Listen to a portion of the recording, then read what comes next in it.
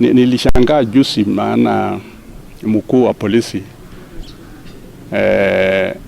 alisema ya kwamba katika maseli yetu katika Kenya hawa watu hawako pale. Okay, wacha tuseme hawako pale, bwana polisi, lakini nani angewashunga kwa mahali walipelekwa? Kama ni maadui wengine ambayo wamepeleka wao, nani wangekuwa ni wameshunga wao na kutafuta ni kina nani na wapatikane? Si ni serikali? Si ni nyinyi polisi? Kuna wengine ambayo ni wahalifu, na kama ni wao ndio wamefanya hayo, si mngekuwa mmetia wao ngufuni? Inaomba watu waendelee, wasipige hii, lakini pia ni mzuri. Rais jana alisema wacha usilasimishwe, ukitaka kudunga, usipotaka kudunga wewe wacha.